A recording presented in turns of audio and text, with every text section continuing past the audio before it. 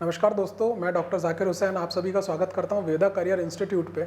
हम पढ़ रहे थे बेटा प्रकाश संश्लेषण। प्रकाश संश्लेषण में हमने C3 पादप पढ़ लिए थे और हमने C4 पादप पढ़ लिए थे।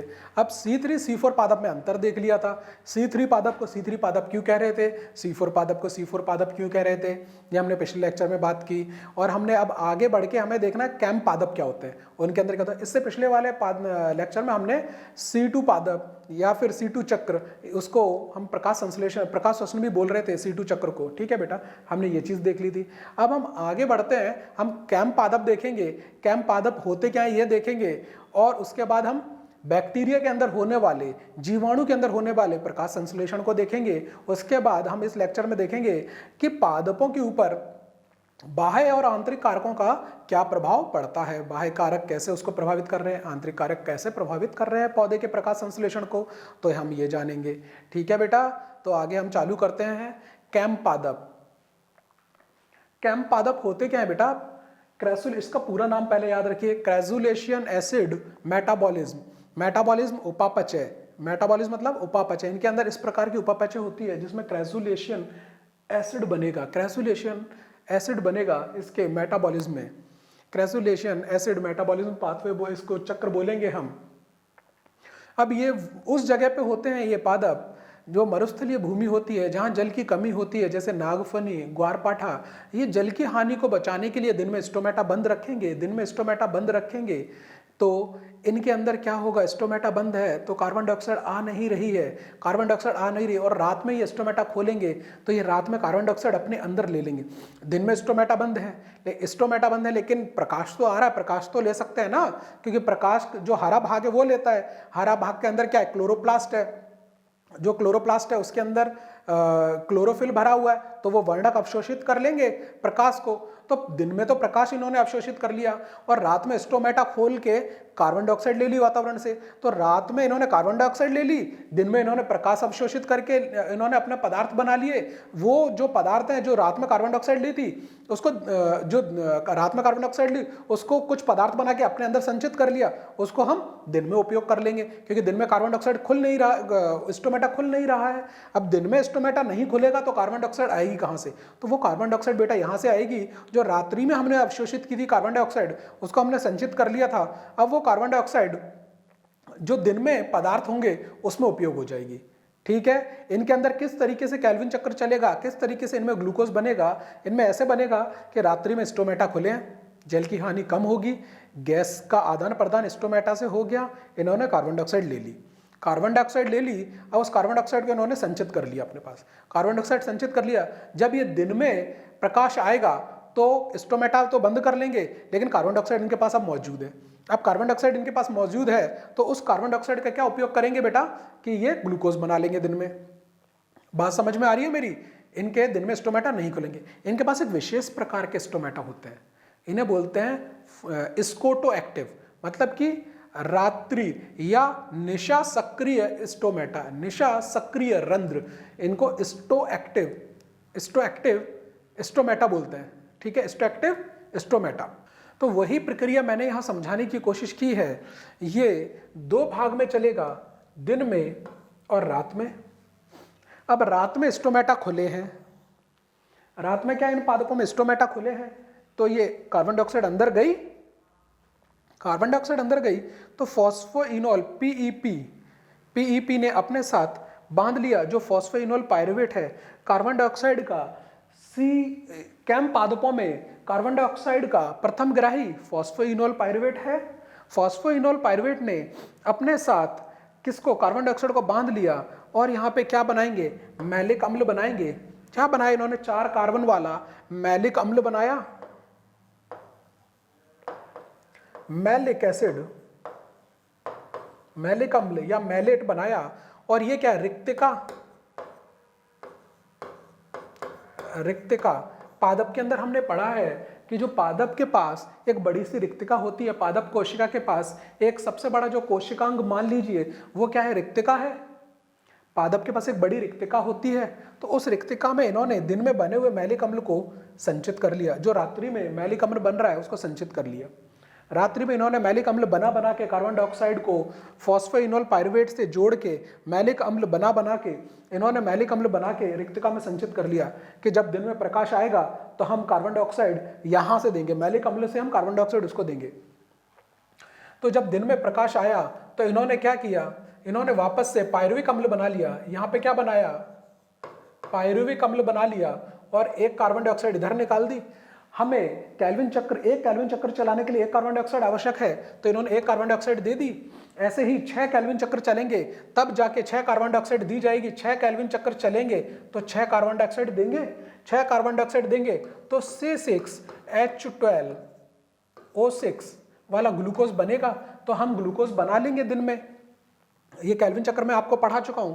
तो इसके बाद ये वापस से ये यहां से स्टार्च और स्टार्च के रूप में फिर इस तरीके से टूट के वापस से पायरुविक अम्ल बन जाएगा। तो दिन के अंदर तो मैलिक अम्ल रिक्तिका से बाहर निकल के टूट के पायरुविक अम्ल और कार्बन डाइऑक्साइड इधर दे देगा और कार्बन डाइऑक्साइड केल्विन चक्र में चल जाएगी। और केल्विन चक्र के जो अभिक्रिया है, अंधकार अभिक्रिया है, इसको प्रकाश से और किसी चीज से लेना देना नहीं है। इसके एंजाइम जो है स्ट्रोमा में पाए जाते हैं, तो ये यहाँ पे कोई प्रभावित नहीं होगी। अगर दिन में स्टोमेटा बंद भी रहेंगे तो भी ये चल जाएगी, क्योंकि इसको कोई प्रभाव ही नहीं है। गैस कार्बन डाइऑक्साइड आए या ना आए इसे कोई मतलब नहीं है, क्योंकि यहाँ इन्होंने कार्बन डाइऑक्साइड संचित कर लिया मैलिक अम्ल के रूप में।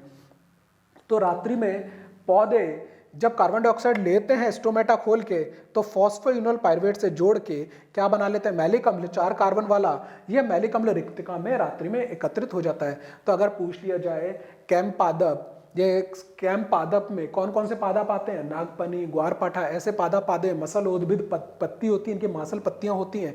जल की कमी वाले इलाके में ये पादप पाए जाते हैं। तो ये रात्रि में इनके स्टोमेटा खुलते हैं। इनके स्टोमेटा विशेष प्रकार के होते हैं। इनको बोलते हैं निशा सक्रिय स्टोमेटा या फिर स्कोटो एक्टिव स्टोमेटा बोलते हैं। स्कोटो एक्टिव स्टोमेटा बोलते हैं। तो इनके स्टोमेटा कब खुलेंगे, रात्रि में। तो कार्बन डाइऑक्साइड अंदर कब गई, रात्रि में। रात्रि में कार्बन डाइऑक्साइड से हमने मैलिक अम्ल बना के रिक्तिका में संचित कर लिया।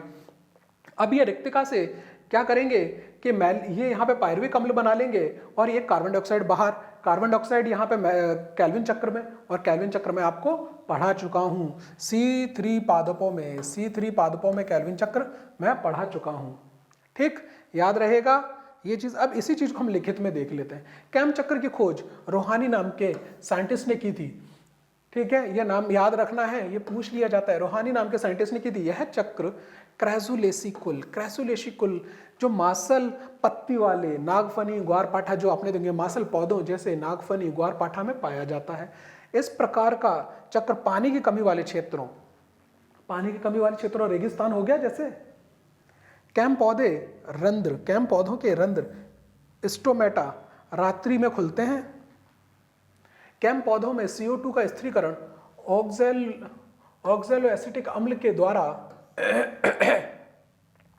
द्वारा और वह NADH में अपचयित होकर मैलिक अम्ल में बदल जाता है।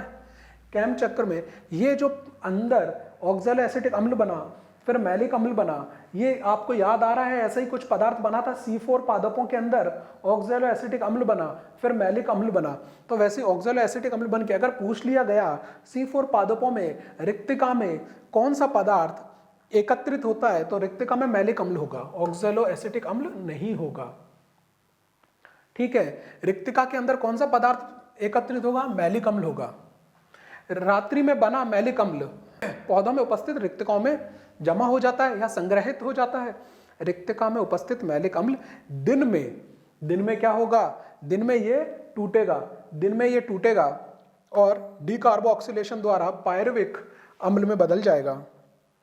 दिन में ये क्यों हो रहा है, क्योंकि यहाँ पे कुछ एंजाइम जो मैलिक अम्ल के जो सक्रिय होते हैं, ठीक है, जो मैलिक अम्ल के कुछ एंजाइम है जो कि दिन में सक्रिय होंगे, जो उसको तोड़ने में काम आएंगे, जिससे कार्बन डाइऑक्साइड निकलेगी। ये अभिक्रिया कहाँ चल रही है, ये अभिक्रिया पूरी हमारे स्ट्रोमा वाले भाग में चल रही है। पत्ती के अंदर 2 भाग देखे थे हमने, ग्रेना और स्ट्रोमा। ग्रेना वो भाग है जहाँ पे प्रकाश की आवश्यकता होती है, स्ट्रोमा वो भाग है जहाँ प्रकाश की आवश्यकता नहीं होती है। तो यहाँ पे मैलिक अम्ल जो रात्रि में बन गया वो विघटित होके इससे डीकार्बोक्सिलेशन का मतलब मैंने बताया था बेटा, जहाँ पे किसी पदार्थ से कार्बन डाइऑक्साइड बाहर निकले उसे डीकार्बोक्सिलेशन बोलते हैं। बदल के किस में बदल जाएगा, पायरुविक अम्ल में बदल जाएगा। अब यहाँ पे क्वेश्चन बनेगा कि मैलिक अम्ल का डीकार्बोक्सिलेशन कहाँ होता है बेटा? मैलिक अम्ल बनता कहाँ पे है? रात्रि में बनेगा। और मैलिक अम्ल का डीकार्बोक्सिलेशन कहाँ होगा बेटा? ये दिन के समय होगा उसी पत्ती में। मैलिक अम्ल जमा कहाँ होता है? ये रात्रि में रिक्तिका में जमा होगा, रात्रि में रिक्तिका में जमा होगा। मैलिक अम्ल का विघटन कहाँ होता है? ये दिन में होता है, रिक्तिका के बाहर विघटन होके पायरुविक अम्ल से बन जाएगा, पायरुविक अम्ल बन जाएगा और यहां से कार्बन डाइऑक्साइड निकल जाएगी, डीकार्बोक्सिलेशन लिखा हुआ। मैलिक अम्ल के उत्सर्जित कार्बन डाइऑक्साइड कैल्विन चक्र में चला जाएगा और ग्लूकोज का निर्माण। कैल्विन चक्र में आपको C3 पादपों में विस्तृत रूप से पढ़ा चुका हूं। कैल्विन चक्र क्या होता है, कैसे चलता है। RuBP से कार्बन डाइऑक्साइड जुड़ेगा, रूबिस्को एंजाइम की उपस्थिति में फॉस्फोग्लिसरिक अम्ल बनेगा, फॉस्फोग्लिसरल्डिहाइड बनेगा, फॉस्फोग्लिसरल्डिहाइड से अम्ल बन जाएगा और ये वापस से रूबिस्को में बदल जाएगा। ये पूरी प्रक्रिया मैं आपको C3 पादपों में बता चुका हूं। ठीक है बेटा, ये यहां तक आपको समझ में आ गया, ये चीज आपने देख ली। अब हम आगे बढ़ते हैं, जीवाणुओं में प्रकाश संश्लेषण। अब आपको ये थोड़ा विशेष रूप से समझना होगा, जीवाणु भी कुछ ऐसे हैं जो प्रकाश संश्लेषण करते हैं और अपना भोजन बनाते हैं, जो कि प्रकाश संश्लेषण करके अपना भोजन बनाते हैं। लेकिन इनके अंदर प्रकाश संश्लेषण पादप जैसा नहीं होगा, क्योंकि जीवाणु के पास कोई कोशिकांग नहीं है। कोशिकांग के नाम पे जीवाणुओं के पास क्या है? केवल राइबोसोम है, बाकी कोई भी कोशिकांग नहीं है। इनके पास ना ही क्लोरोप्लास्ट जैसा कोई जैसे पत्ती के पास क्लोरोप्लास्ट था, उसके अंदर क्लोरोफिल वर्णक था, वैसा भी नहीं है। इनके अंदर जो वर्णक होंगे, जो बैक्टीरियोविरिडिन या बैक्टीरियो क्लोरोफिल, ये जो वर्णक होंगे, ये इनके जो कोशिका के अंदर जो तरल भाग है उसमें घुले हुए होंगे। ठीक है, ये एक जैसे पादप जो है वो 680 670 तरंग दैर्घ्य का प्रकाश ले रहे थे। जो हमने प्रकाश की इनकी रेंज पढ़ी थी पादपों के अंदर, हरे पादपों में 400 नैनोमीटर से 700 नैनोमीटर पढ़ी थी हमने। अब ये 400 नैनोमीटर से 700 नैनोमीटर के बीच वाला प्रकाश ले रहे थे, लेकिन ये पादप इतना, और ये जीवाणु जो है इनका तरंग दैर्घ्य 800 से 890 नैनोमीटर तक का ये प्रकाश लेंगे। ठीक है, इनके प्रकाश की जो तरंग दैर्घ्य लेने की, ये इस इतने तरंग दैर्घ्य का प्रकाश लेंगे बेटा।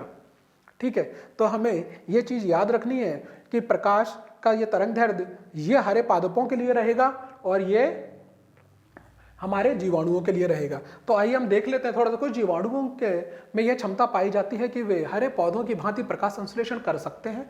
जीवाणु प्रकाश संश्लेषण, अवरक्त लाल प्रकाश। अवरक्त लाल प्रकाश, हमने ये रेंज जो देखी है दृश्य प्रकाश की, VIBGYOR, violet, indigo, blue, green, yellow, orange, red. Red के आगे हम बढ़ेंगे तो इंफ्रारेड, इसको बोलेंगे अवरक्त लाल प्रकाश। तो ये अवरक्त लाल प्रकाश में बेटा 800 से 890 नैनोमीटर तरंग दैर्घ्य का प्रकाश अवशोषित करते हैं। इस प्रकाश में ये प्रकाश संश्लेषण करेंगे, प्रकाश की उपस्थिति में अपने अंदर भोज्य पदार्थ का निर्माण करेंगे।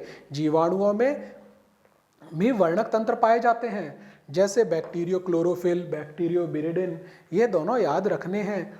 आगे हम देखते हैं प्रकाश संश्लेषी जीवाणुओं के 3 समूह हैं। एक तो हरित सल्फर बैक्टीरिया, क्या है? हरित सल्फर बैक्टीरिया, इनको बोलते हैं ग्रीन सल्फर बैक्टीरिया। फिर बैंगनी सल्फर बैक्टीरिया, इनको बोलते हैं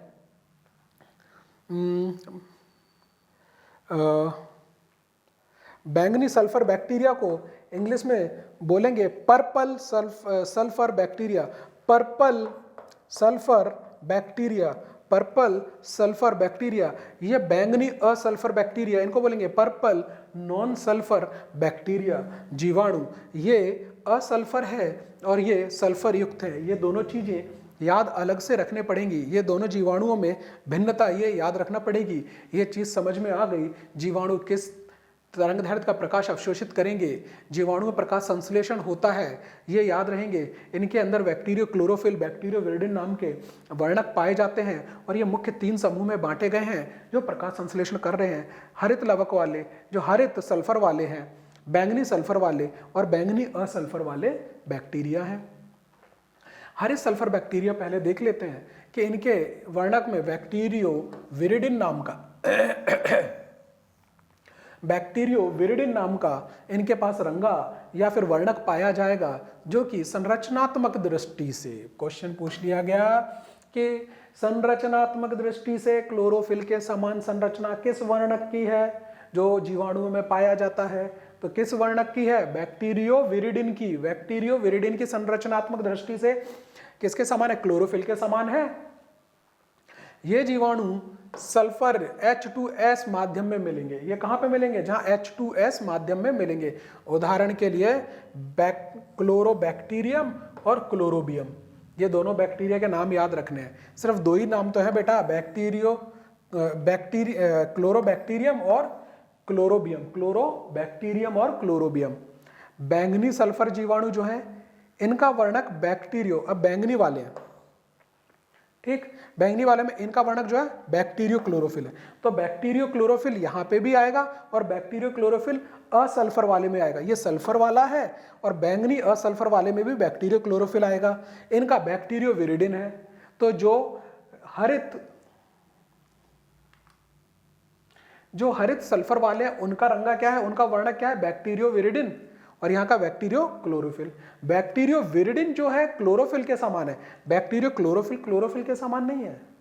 याद रखना, बैक्टीरियो विरिडिन संरचनात्मक दृष्टि से क्लोरोफिल के समान है, बैक्टीरियो क्लोरोफिल संरचनात्मक दृष्टि से क्लोरोफिल के समान नहीं है। ये जीवाणु सल्फर यौगिकों पर एवं आणविक हाइड्रोजन का उपयोग करते हैं। ये जीवाणु सल्फर यौगिकों पर निर्भर रहते हैं, सल्फर यौगिकों पर निर्भर रहते हैं। उदाहरण के रूप में क्रोमैशियम, एक जीवाणु का नाम यहां याद रखना है, क्रोमैशियम, ठीक। ये जो चीज आपको दिख रही है H2S सल्फर युक्त, ये कहां प्रयुक्त हो रहे हैं? ये जब हमने प्रकाश तंत्र में हमने पढ़ा तो PS सिस्टम 1, PS सिस्टम 2 हम देख रहे थे बेटा। तो जहां पे प्रकाश की उपस्थिति में जल का विघटन PS2 पे हो रहा था, तो यहाँ पे जो प्रकाश तंत्र जो था, जो उसमें P680 वाला था, P680 तरंगदैर्घ्य वाला प्रकाश तंत्र था। तो यहाँ पे जो क्लोरोफिल ए था, वहां पे जल का विघटन हो रहा था, और यहाँ से ऑक्सीजन निकल रहा था, जल का विघटन हो रहा था और ऑक्सीजन निकल रही थी। अब ऑक्सीजन यहां से निकल रही है, तो ऐसे ही यहाँ पे जो इनका प्रकाश तंत्र है, जैसे P800 वाला होगा यहाँ पे प्रकाश तंत्र, और यहाँ पे मान लीजिए जल का विघटन ना होकर यहाँ पे किसका विघटन होगा? H2S का। किसका विघटन होगा यहाँ पे? H2S का। तो यहाँ पे H2S का विघटन होगा तो यहाँ पे ऑक्सीजन की जगह क्या निकलेगी? सल्फर। तो यहाँ से क्वेश्चन ये बन जाएगा कि यहाँ पे जब विघटन होगा इनके प्रकाश तंत्र में, प्रकाश की उपस्थिति में, जो इलेक्ट्रॉन के लिए हम जल तोड़ रहे थे हरे पादप में, तो यहाँ पे इलेक्ट्रॉन के लिए ये H2S तोड़ेंगे। तो H2S तोड़ेंगे तो यहाँ से निकलने वाली गैस कौन सी होगी? सल्फर होगी। तो यही पूछ लिया जाता है कि प्रकाश संश्लेषी जीवाणुओं में निकलने वाली गैस कौन सी होती है? तो प्रकाश संश्लेषी जीवाणुओं में निकलने वाली गैस सल्फर है। और पादपों में निकलने वाली गैस कौन सी है? ऑक्सीजन है। याद रहेगा, ठीक। और यहाँ पे एक बैक्टीरिया जो सल्फर जीवाणु है उसको क्रोमैशियम। असल्फर वाले देख लेते हैं। इनका वर्णक बैक्टीरियो क्लोरोफिल होता है। ये जीवाणु कार्बनिक अम्लों पर, जो हरित जीवाणु थे, ये किसके? H2S के ऊपर थे। हरित सल्फर वाले जीवाणु थे, ये H2S के ऊपर थे। उसके बाद जो बैंगनी वाले थे, ये सल्फर युक्त यौगिकों के ऊपर थे, जो सल्फर युक्त यौगिक थे उनके ऊपर थे। ये कार्बनिक अम्ल के ऊपर है। ये कार्बनिक असल्फर वाले हैं तो इसमें सल्फर का कोई रोल नहीं है, तो ये कार्बनिक अम्लों के ऊपर अपना जीवन यापन करेंगे। ऐसे पदार्थ कार्बनिक अम्लों के ऊपर। अन्य सभी बैक्टीरिया किनको? जो ग्रीन जो सल्फर वाले बैक्टीरिया थे उनको, और उसके बाद बैंगनी सल्फर वाले बैक्टीरिया थे, वो तो सल्फर वाले पदार्थों पर निर्भर कर रहे हैं। लेकिन उसके असल्फर वाले बैक्टीरिया, उन दोनों के अलावा जो असल्फर वाला क्रोमैशियम था, यहाँ पे बैक्टीरिया क्लोरोबैक्टीरियम और क्लोरोबियम था। इनके अलावा जितने भी बैक्टीरिया हैं वो सब इसमें आ जाएंगे। ठीक है, यहां तक समझ में आ गई चीजें। हमें इसमें यही याद रखना है बैक्टीरिया किस प्रकाश का तरंगदैर्घ्य अवशोषित करते हैं। बैक्टीरिया में जिन बैक्टीरिया के अंदर होने वाला प्रकाश संश्लेषण है वो 3 भागों में मुख्यतः बांटे गए हैं। तो ये चीजें हमें याद रखनी है। और कौन सा बैक्टीरिया किस माध्यम पर है, कौन सा बैक्टीरिया किस माध्यम पर उग रहा है, किस माध्यम को वो अपने भोजन के रूप में ले रहा है, इतना याद रखेंगे। अब आगे चलते हैं, पादप के ऊपर होने वाले प्रकाश के प्रभाव, ऑक्सीजन का प्रभाव, कार्बन डाइऑक्साइड का प्रभाव, मतलब कि जो प्रकाश संश्लेषण की अभिक्रिया है उसमें आंतरिक और बाह्य कारक के प्रभाव देख लेते हैं। जो कुछ ऐसे कारक हैं जो पौधे के आंतरिक कारक हैं वो प्रकाश संश्लेषण को प्रभावित कर सकते हैं। ऐसे ही कुछ कारक हैं जो कि प्रकाश संश्लेषण को बाह्य कारक, जैसे जल है, भूमि से अवशोषित जल है, वायु है जैसे कार्बन डाइऑक्साइड, ऑक्सीजन है, प्रकाश है, ये सब बाहर से आ रहे हैं तो इनको बाह्य कारक बोल देंगे। और जो आंतरिक कारक हैं, एंजाइम है पौधे के अंदर जैसे क्लोरोफिल है, तो ये सारे उसके आंतरिक कारक हैं। तो कहीं ना कहीं प्रकाश संश्लेषण इन चीजों पर निर्भर कर रही है, इनसे प्रभावित हो रही है। तो प्रकाश संश्लेषण को प्रभावित करने वाले कारक हम देख लेते हैं।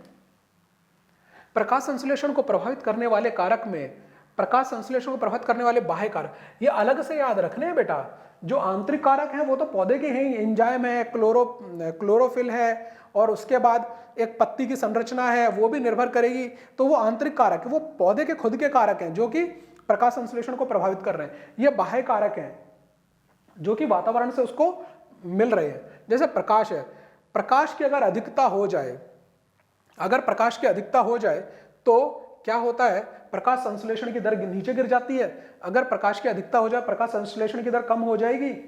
वही प्रकाश की अधिक तीव्रता के कारण सोलरीकरण, सोलरीकरण का मतलब यह है कि अत्यधिक उच्च प्रकाश में जो उसका क्लोरोफिल है वो विघटित हो जाएगा। क्लोरोफिल विघटित हो गया तो प्रकाश संश्लेषण होगा क्या? नहीं हो पाएगा, जिससे प्रकाश संश्लेषण की दर में गिरावट आ जाती है। सोलरीकरण, सोलराइजेशन, इंग्लिश में सोलराइजेशन बोलेंगे, हिंदी में सोलरीकरण बोलेंगे। तो सोलरीकरण या सोलराइजेशन क्या है? क्लोरोप्लास्ट का, क्लोरोफिल का विघटित हो जाना, क्लोरोप्लास्ट के अंदर क्लोरोफिल का विघटित हो जाना सोलरीकरण कहते हैं। अत्यधिक उच्च तीव्रता के प्रकाश में यह हो जाता है। तो प्रकाश अत्यधिक तीव्रता वाला अगर होगा तो सोलरीकरण हो जाएगा और उसके वजह से प्रकाश संश्लेषण की दर में गिरावट आ जाएगी।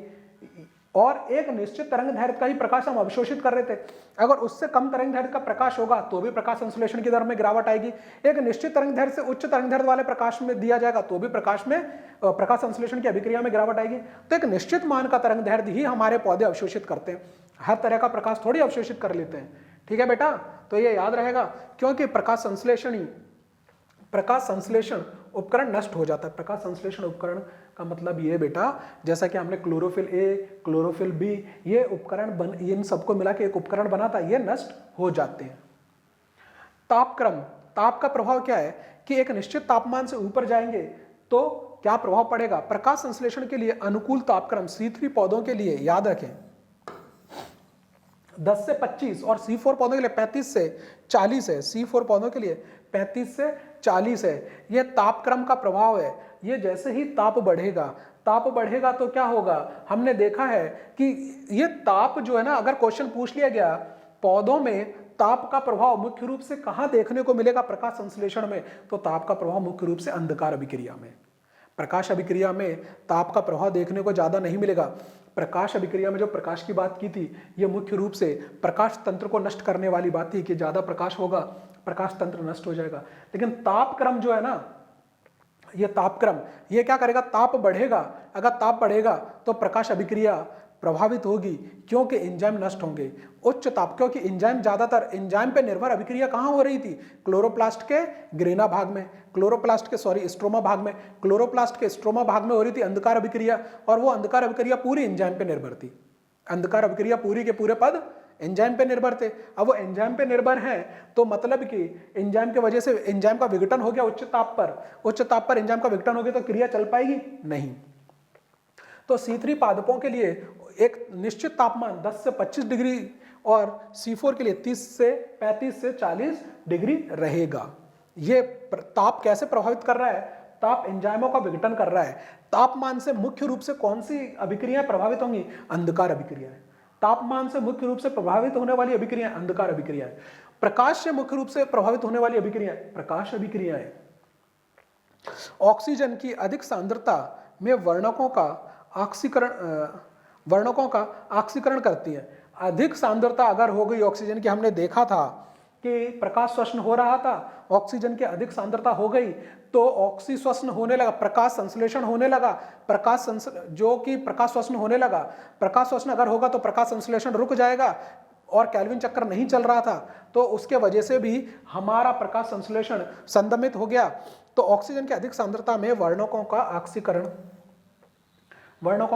हो गया। अधिक सांद्रता, हमें ऑक्सीजन की अधिक सांद्रता चाहिए ही नहीं, क्योंकि हमें ऑक्सीजन की एक निश्चित सांद्रता पे हमारा काम हो जाएगा और अगर ऑक्सीजन ज्यादा तो हमारा केल्विन चक्र रुक जाएगा, क्योंकि रूबिस्को जो एंजाइम है ना, ऑक्सीजन की अधिक मात्रा होती वो कार्बन डाइऑक्साइड को छोड़ के ऑक्सीजन से जुड़ गया, और ऑक्सीजन से जुड़ गया तो केल्विन चक्र चल रहा है क्या? नहीं चलेगा। केल्विन चक्र नहीं चलेगा तो प्रकाश संश्लेषण रुक गया। तो ऑक्सीजन प्रकाश संश्लेषण के लिए स्पर्धी संदमक की भांति कार्य करता है। स्पर्धी संदमक कैसा कि अगर पौधे में ऑक्सीजन ज्यादा हो गया तो कार्बन डाइऑक्साइड से उसकी प्रतिस्पर्धा बढ़ गई, और कार्बन डाइऑक्साइड को उसने बाजू किया और जाके किससे जुड़ गया? रूबिस्को एंजाइम से जुड़ गया। रूबिस्को एंजाइम से जुड़ के उसने C2 साइकिल चला दी, प्रकाश संश्लेषण वाली साइकिल, वो प्रकाश श्वसन वाली प्रक्रिया चालू कर दी।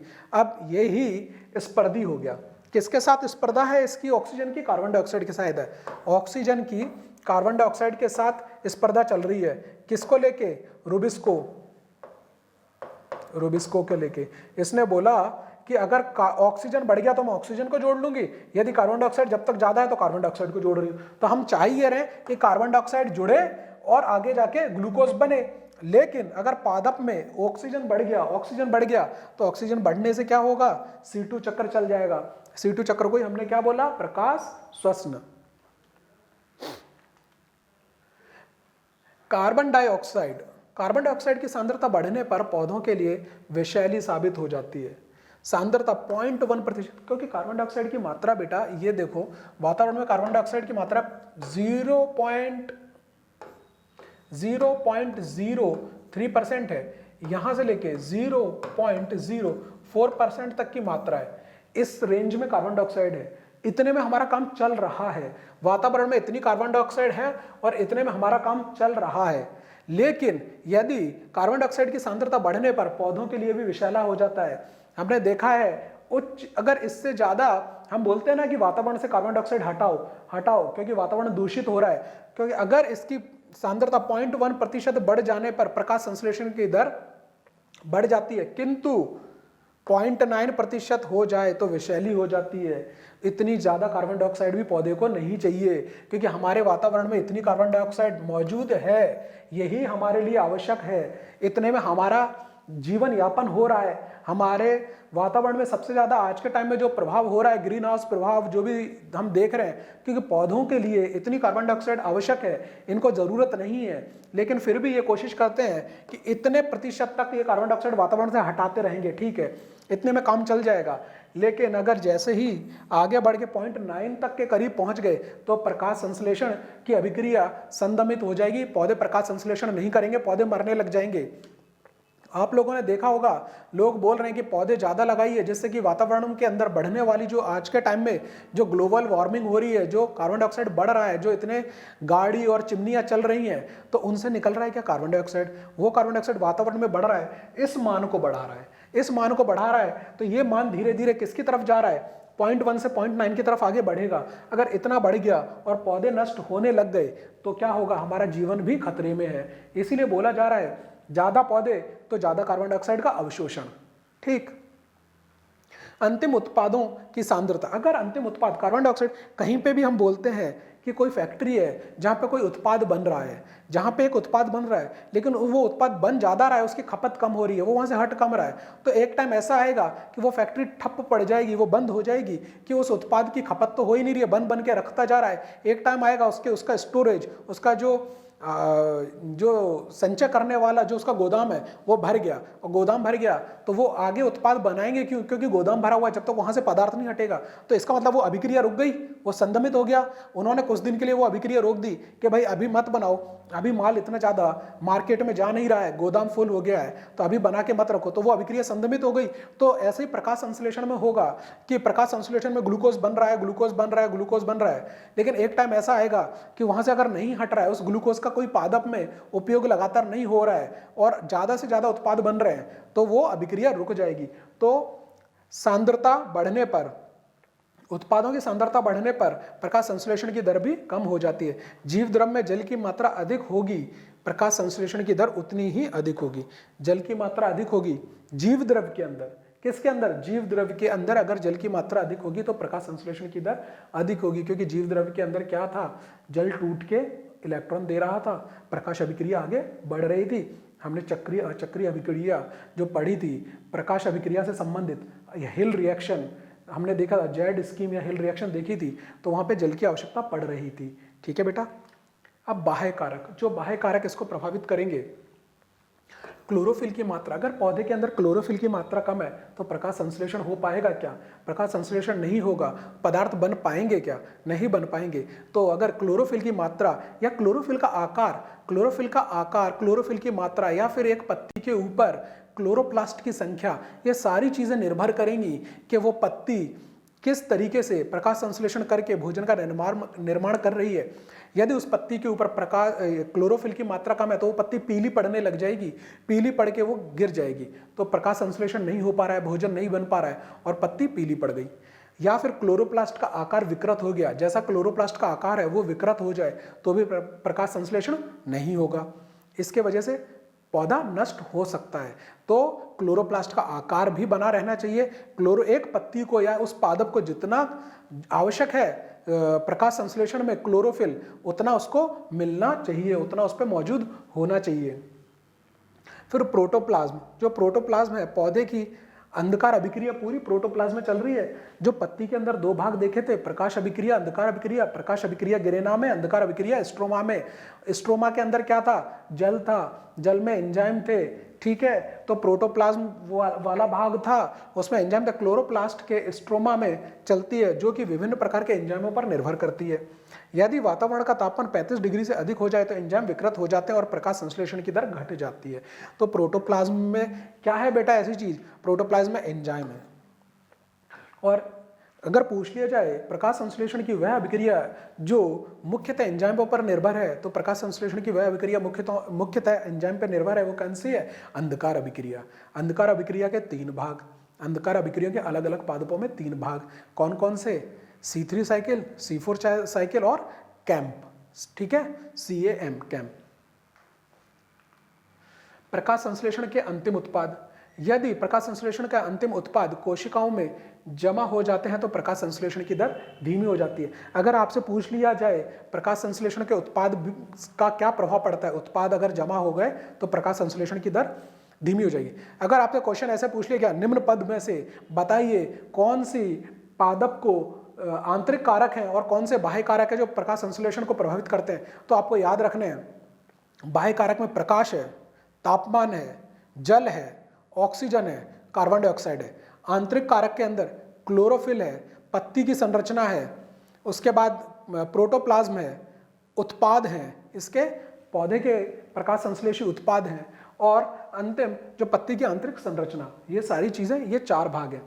पत्ती की आंतरिक संरचना में प्रकाश संश्लेषण पत्ती की संरचना पर भी निर्भर करेगा कि पत्ती की संरचना, अगर पत्ती किसी पौधे पे इस तरीके से लगी हुई है, इस तरीके से पत्ती लगी है, तो यहाँ पे प्रकाश आ रहा है क्या? नहीं आ रहा। पूर्ण रूप से प्रकाश यह अवशोषण नहीं करेगा। अगर कोई पत्ती ऐसी है तो प्रकाश बहुत अच्छे से इसके सारी सतह पे पड़ेगा, प्रकाश संश्लेषण अच्छा होगा।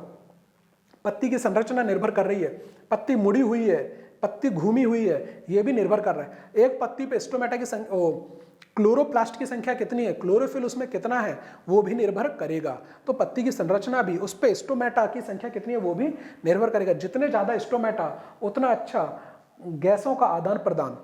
तो प्रकाश संश्लेषण की दर इस बात पर भी निर्भर करती है कि पत्ती पर रंध्रों की संख्या कितनी है, क्योंकि रंध्रों की संख्या अधिक होने पर गैसों का आदान प्रदान आसानी से हो सकता है।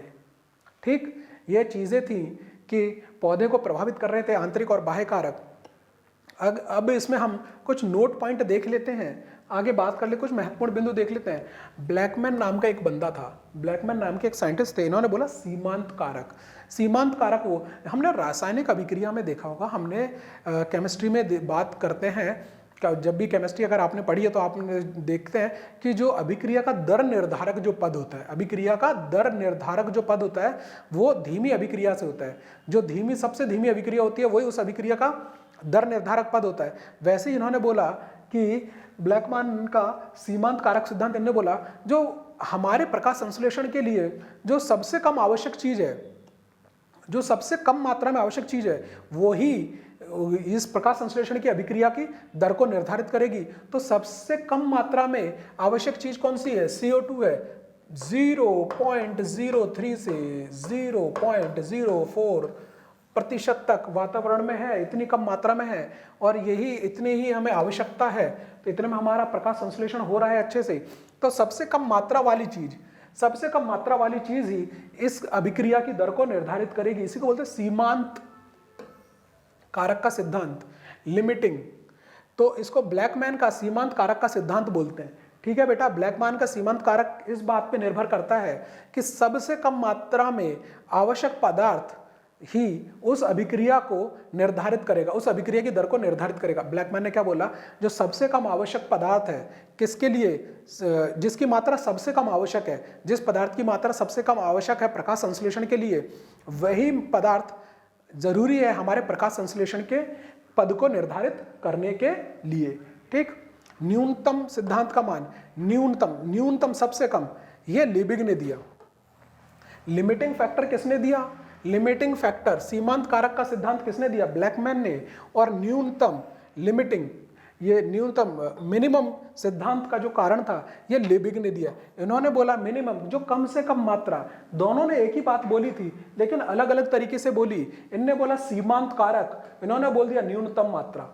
तो सीमांत जो कारक थे कि कार्बन डाइऑक्साइड की एक सीमांत मात्रा ही हमारे जो प्रकाश संश्लेषण की दर को निर्धारित कर रही है, सेम उसी प्रकार इनके न्यूनतम मात्रा, जो कार्बन डाइऑक्साइड की न्यूनतम मात्रा है या किसी पदार्थ की न्यूनतम मात्रा जो प्रकाश संश्लेषण की दर को निर्धारित करे, उसे न्यूनता का सिद्धांत बोला गया। न्यूनता का लॉ ऑफ मिनिमम, और यह है लॉ ऑफ लिमिटिंग फैक्टर, वैज्ञानिक ने दिया। और इनके अनुसार किसी क्रिया की दर न्यूनतम मात्रा में उपस्थित कारक द्वारा नियंत्रित होती है। बात एक ही है, दोनों ने एक ही बात की लेकिन अलग अलग तरीके से। इन्होंने उस न्यूनतम मात्रा को लिमिटिंग बोल दिया, इन्होंने उसको न्यूनतम मात्रा बोल दी, उसी कारक को। ठीक है, वह कारक, इन दोनों का मतलब यह है बेटा, वह कारक जो न्यूनतम मात्रा में होते हुए उस अभिक्रिया की दर को निर्धारित करे। क्योंकि हमने केमिस्ट्री में पढ़ा है, जो सबसे धीमी अभिक्रिया होती है वही अभिक्रिया वो उस अभिक्रिया की दर को निर्धारित करती है, वही कारक उस अभिक्रिया को निर्धारित करते हैं। DCMU, डाइक्लोरोफिनाइल डाइमिथाइल यूरिया, एक पदार्थ है जो कि प्रकाश संश्लेषण के लिए विष की भांति कार्य करता है। अगर DCMU किसी पौधे की जड़ में इस पदार्थ को डाल दिया जाए तो ये वह पदार्थ क्या है? प्रकाश संश्लेषण की अभिक्रिया को रोक देगा। ये DCMU प्रकाश संश्लेषण की अभिक्रिया की प्रकाश अभिक्रिया को रोकता है। किसको रोकता है? प्रकाश संश्लेषण की DCMU जो है प्रकाश संश्लेषण की प्रकाश अभिक्रिया को रोक देगा और प्रकाश संश्लेषण की दर कम हो जाएगी और पौधे के लिए विष की भांति कार्य करेगा। प्रकाश संश्लेषण नहीं तो उत्पाद नहीं तो पौधा भी नहीं जीवित रह पाएगा। कॉर्डसैक ने सर्वप्रथम यह बताया कि गन्ने की पत्ती में प्रकाश संश्लेषण द्वारा उत्पाद 4 कार्बन युक्त होता है। किसने बताया? कॉर्डसैक। C4 पौधों की बात हो रही है, C4 पौधों की बात हो रही है बेटा, C4 पौधों की बात हो रही है। कॉर्डसैक ने बताया था कि 4 कार्बन वाला पदार्थ बनता है, 4 कार्बन वाला पदार्थ बनता है, जिसके बाद यह पुष्टि हुई और जिसके बाद हैचेन-स्लैक नाम के वैज्ञानिक ने इसको पुष्टि दी। तो पहली बार किसने बताया? पहली बार कॉर्डसैक ने बताया कि एक ऐसा पदार्थ बनता है C4 पादपों में जो कि 4 कार्बन वाला होता है। 4 कार्बन वाला होता, कौन सा होता है बेटा 4 कार्बन वाला? मैं बता चुका हूं अभी, OAA, ऑक्सैलो एसिटिक एसिड। ठीक, और इसको फिर C4 चक्र नाम किसने दे दिया? हैचेन-स्लैक ने। ब्लैकमैन के सीमांत कारक नियम दिया था और यह मैं आपको पढ़ा चुका हूं। निशा सक्रिय रंध्र, मतलब कि जो कैम पादप थे, क्रैसुलेशन एसिड मेटाबॉलिज्म के अंदर एक विशेष प्रकार के जो रंध्र पाए जा रहे थे, निशा सक्रिय रंध्र मसलोद्भिद पौधों में पाए जाते हैं, जल की कमी वाले में कैम पादपों में। इन्हीं को बोलते हैं स्कोटोएक्टिव स्टोमेटा, इंग्लिश में बोलेंगे स्कोटोएक्टिव स्टोमेटा या फिर निशा सक्रिय रंध्र। ठीक, याद रहेगा। निशा सक्रिय रंध्र कहां पे? मसलोद्भिद पौधे या फिर कैम पौधों में। ठीक है। एंथोसाइनिन, एंथोसाइनिन एक जल में घुलनशील वर्णक है। एंथोसाइनिन एक जल में घुलनशील वर्णक है। ये नीले रंग का एक वर्णक है एंथोसाइनिन, ये जल में घुलनशील वर्णक है। पानी उपयोग करने की दक्षता कैम पादपों में, फिर C4 में सबसे अधिक पानी कैम पादपों में। ये भूमि से लिए गए पानी की बात बिल्कुल नहीं हो रही है। भूमि से सबसे ज्यादा पानी तो ये लेगा C3 पादप, भूमि से जल लेने की बात नहीं हो रही है। ये अपने अंदर मौजूद, जो पौधे ने अपने अंदर मौजूद जल है पौधे का, वो सबसे ज्यादा उपयोग कौन कर रहा है? कैम पादप कर रहे हैं। इनको सबसे ज्यादा जल की आवश्यकता है क्योंकि ये मरुस्थल भूमि में उगते हैं। उसके बाद C4 पादप, फिर C3 पादप। ये जो जल की बात हो रही है, पानी उपयोग करने की दक्षता, जो ये जल की बात हो रही है बेटा, ये हो रही है पौधे के अंदर मौजूद कोशिका के अंदर जल को उपयोग करने की बात हो रही है। तो सबसे ज्यादा कैम पादप, फिर C4 और फिर C3 पादप। भूरे शैवालों में प्रकाश संश्लेषण की दर सर्वाधिक। शैवाल कैसे हैं? भूरे, ब्राउन कलर के हैं, भूरे शैवाल है, लेकिन प्रकाश संश्लेषण की दर नीले प्रकाश में अधिक हो रही है बेटा। भूरे शैवालों में प्रकाश संश्लेषण की दर नीले प्रकाश में, और लाल शैवालों में हरे प्रकाश में। ये लाल शैवालों में हरे प्रकाश में, भूरे शैवालों में नीले प्रकाश में प्रकाश संश्लेषण की दर हो रही है। समुद्री जो शैवाल है वो चंद्रमा की रोशनी में प्रकाश संश्लेषण कर लेते हैं। समुद्री शैवाल जो है प्रकाश संश्लेषण कर लेते हैं चंद्रमा की रोशनी में। आपने देखा होगा कि जो समुद्र है उसके अंदर वो चमकता हुआ दिखता है, उसका पानी, समुद्र का पानी चमकता हुआ किस लिए दिखता है? कि उसमें शैवाल जो प्रकाश संश्लेषण कर रहे हैं, किसमें? चंद्रमा की रोशनी में। ठीक है बेटा। प्रकाश श्वसन तंबाकू की पत्तियों में अंधेरे की तुलना में प्रकाश में 3 से 5 गुना अधिक होता है। यह इंपॉर्टेंट पॉइंट है, ऐसा का ऐसा ही याद कर लेना है। तंबाकू की पत्तियों में प्रकाश श्वसन जो होता है, प्रकाश श्वसन तंबाकू की पत्तियों में 3 से 5 गुना अधिक होता है। नीले हरे शैवालों में प्रकाश संश्लेषण का उत्पादन ग्लाइकोजन। नीले हरे शैवाल कौन से हैं? ब्लू ग्रीन एल्गा, BGA बोलते हैं नीले हरे शैवाल। इनके अंदर प्रकाश संश्लेषण का जो उत्पाद है वो क्या है? ग्लाइकोजन है। और हमारे यहाँ जो हरे पौधे हैं उनके अंदर जो उत्पाद है वो क्या बन रहा है? स्टार्च के रूप में जमा हो रहा है। स्टार्च के रूप में जमा हो रहा है ना। तो और यहाँ पे क्या है? ग्लाइकोजन के रूप में हो रहा है। ग्लाइकोजन मनुष्य की कोशिकाओं में जमा होता है ग्लाइकोजन के रूप में भोज्य पदार्थ, लेकिन यहाँ पे किसके अंदर? ब्लू ग्रीन एल्गा, नील हरी शैवालों में हो रहा है। बड़ा ही रोचक सवाल है कि मनुष्य के समान जो पदार्थ स्टोर कर रहा है ब्लू ग्रीन एल्गा, मनुष्यों के कोशिका के अंदर भी ग्लाइकोजन ही स्टोर होता है। ग्लूकोज ग्लाइकोजन में बदल के स्टोर हो जाता है। ठीक, तो धन्यवाद दोस्तों। ये हमारा प्रकाश संश्लेषण का ये चैप्टर यहाँ खत्म हुआ। सारी चीज़ें आपको समझा दी गई हैं डिटेल में। यदि कोई चीज़ समझ नहीं आती है तो हमारे वीडियो को 2 से 3 बार और देखिए। सारे चक्र जो भी हैं, C2, C3, C4 चक्र, कैम चक्र, ये बहुत इंपॉर्टेंट हैं। इनके हर पद इंपॉर्टेंट है। एक बार देख लीजिए 1-2 बार तो आपको क्लियर हो जाएगा। और कोई डाउट है तो हमें हमारे इस लेक्चर के नीचे हमें अपने डाउट्स लिख के भेजिए, हम जरूर उनका निराकरण करेंगे। दोस्तों धन्यवाद।